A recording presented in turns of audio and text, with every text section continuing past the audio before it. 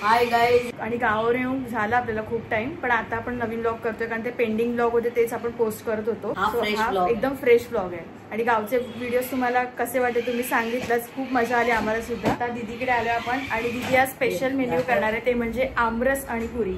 कारण सीझनचा पहिला आंबा दीदीकडे आलेला आहे, हापूस आंबा. दीदी हापूसच आहे ना? हापूस आंबा आणि आमरस पुरी. अयान आई बस काय करणार आहे? इकडे पिल्लू हाय कर सगळ्यांना. हाय हाय एव्हरीवन. ये बघ आई बघ काय करते पिल्लू. काय आहे हे? काय आहे? जा तिकडे बघ आई काय करते. जा. काय आहे? मँगो. येस. तुला आवडतं मँगो? यस आवडते. आवडतं तू? बाबा सोबत खाणार. तर इकडे मस्त हापूस आंबे आणि तिथे त्याचा आमरस. ए टोपली टोपली टोपली. ए no no no no no no no. तर आपण आज रेसिपी सुद्धा बघणार आहोत आमरसची. म्हणजे सोपं आहे, जवळजवळ सगळ्यांना येतच असेल, बट तरी पण आपण बघूया. गर त्याचा काढून घेते चमच्याने. काय मग हापूस आंब्याचा आमरस आणि पुरी.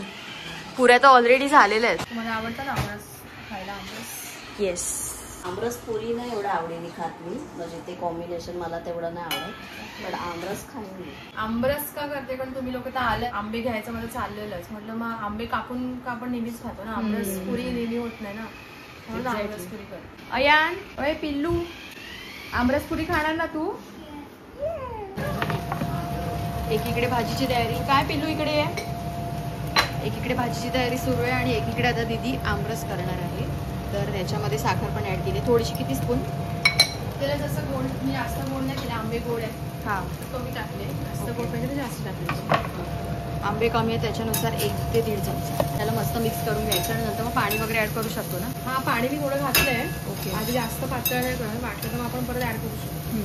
आणि ॲक्च्युअलमध्ये आमरस थोडासा घट्टच असतो, सो त्याप्रमाणे पाणी कमीच ऍड करायचं. आंबे असे क्रश करून घेतलेले आहेत दीदीने सगळे काढून. आता हे एक एक करून टाकेल त्याच्यामध्ये. वाव यार, बघूनच किती भारी वाटते. आणि इव्हन आहे ना, आम्ही सुद्धा अजून हापूस आंबे खाल्ले नाही त्या सीझनचे. आता पहिल्यांदा दीदीकडेच खाणार आहे, ते पण आमरस ठरवतात. बरोबर आहे ना? थोडंसं पाणी हवं आहे एकदम थोडं. हां, थोडंसं पाणी परत ऍड केलंय. परत एकदा ग्राइंड करून घेऊया. टेस्ट करायचं असेल तर भाऊला पहिले बोलूया आपण. भाऊला टेस्ट करू दे. आमरस काय टेस्ट? आमरस टेस्ट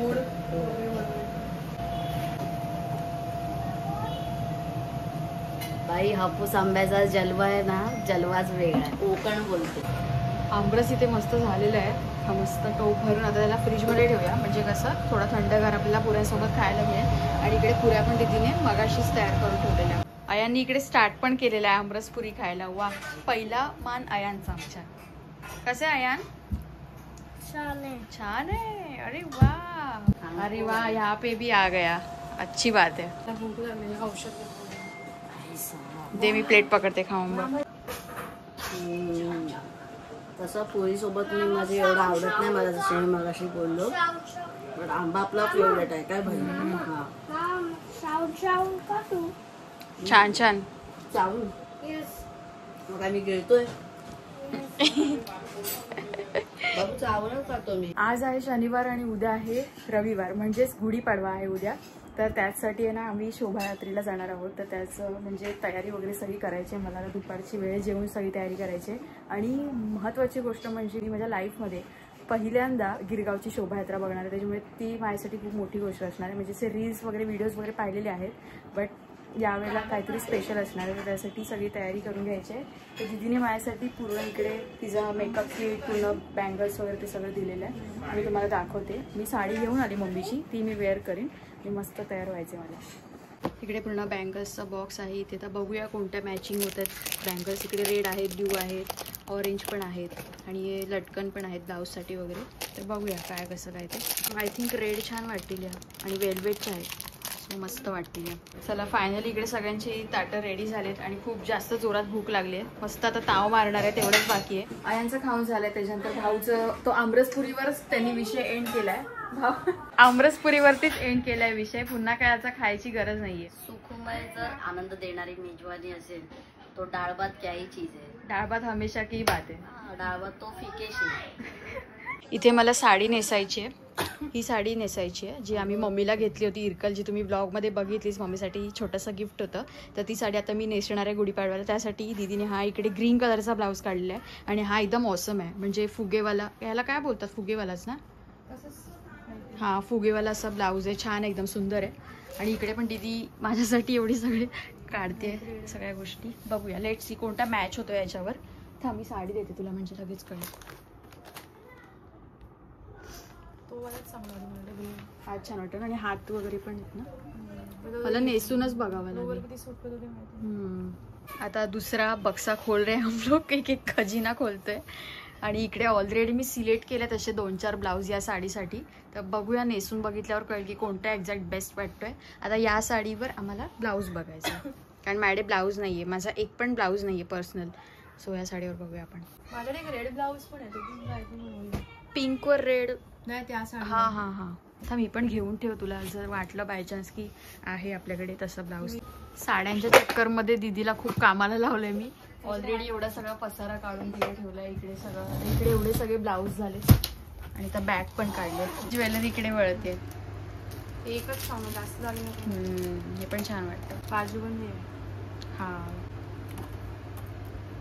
चंद्रकोर छान वाटेल ना उद्या. एवढी सगळी तयारी करते कारण लुकच तसा मी क्रिएट करणार आहे. सो तुम्ही नक्की बनवून राहा आपल्या व्हिडिओमध्ये. तुम्हाला चेहऱ्याला थोडासा मेकअप दिसत असेल आणि इकडे ग्लिटर वगैरे दिसत असेल, तर मी पूर्ण तर लुक क्रिएट करून बघितला की कसं वाटतंय. पण भाईचा एकच नंबर वाटत होता.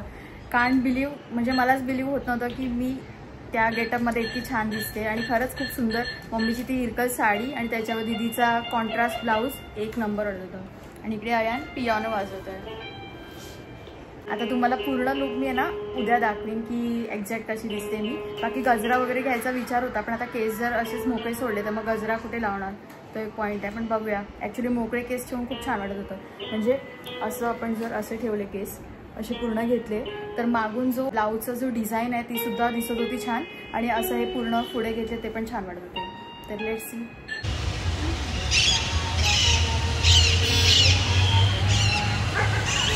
सगळी तयारी करून झाली माझी गुढीपाडव्याची, म्हणजे उद्याची, संडेची. आणि म्हणजे मगाशी सांगितल्याप्रमाणे. आणि आता आम्ही अचानक सडन प्लॅन झाला. माहीत नाही भाऊचं काय होतं अगोदर जायचं की नाही, पण आता सडन प्लॅन झाला आमचा की लालबागमध्ये जे आर्ट फेस्टिवल लागलंय तर तिथे जायचं. तर पटकन तयार झालो. आजचा दिवस आणि उद्याचा दिवस आहे. माझ्या डोक्यात होतं, पण मी म्हटलं तू येशील नाही येशील, ठीक आहे ना, मला पण असं पण काही काम नव्हतं विशेष. आणि आपण आलोय तर जाऊ शकतो म्हणजे एखाद वेळेस.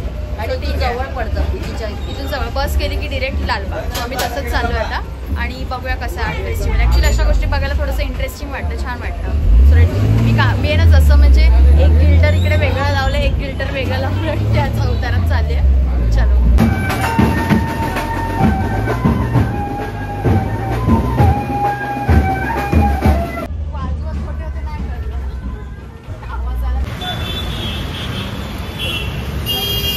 आपण तर इथे आलोय आणि मला ना फुल असं इंटरेस्टिंग खूप वाईब येते आणि खूप छान वाटते ना. लाइटिंग आणि सगळीकडे गुड्या उभ्या केल्या, त्यांनी रांगोळी तर एकच नंबर. छत्रपती शिवाजी महाराजांची प्रतिमा पण समोर आहे. तुझ्यासाठी तुझ्यासाठी तुझ्यासाठी तुझ्यासाठी तुझ्यासाठी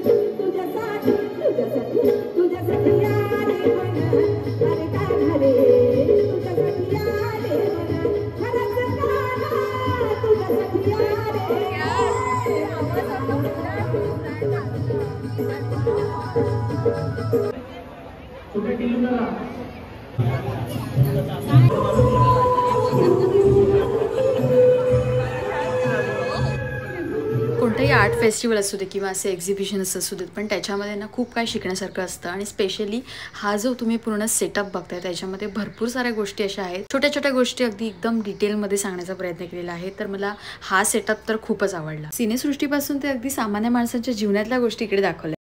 मुंबई वारी, मुंबईची माणसं, मुंबईचे काम एकच की वेगवेगळे. ही कविता आम्हाला होती. पहिला तोगे काऊ कोकत आहे, शकून गे माय सांगत आहे. उडरे उडरे काऊ तुझं सोन्यानं मडेन पाहू. आणि आपण लकी आहोत बाई, आपण ऍटलिस्ट तेवढा नाही तर ऍटलिस्ट याचा थोडा फरक ना होईना असा भाग होतो. आणि 90s मधले किड्स आहोत आपण.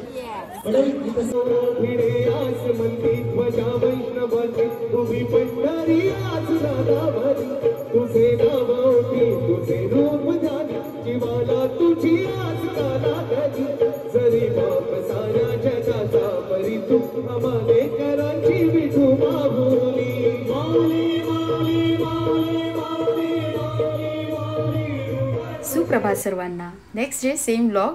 सर्वप्रथम सगळ्यांना गुढीपाडव्याच्या खूप खूप शुभेच्छा. मी छानपैकी तयार झालेली आहे. सकाळ सकाळ उठून मला दीदीने तयार केल्या आणि आता आपण चाललोय गिरगावच्या शोभायात्रेला, जी मी फर्स्ट टाइम बघतेय. 10 ते 15 मिनिटं आधीच पोहोचल्यामुळे सुरुवातीपासूनचा आनंद आम्हाला घेता आला आणि नंतर काही शूट करता नाही आलं कारण गर्दी प्रचंड होती.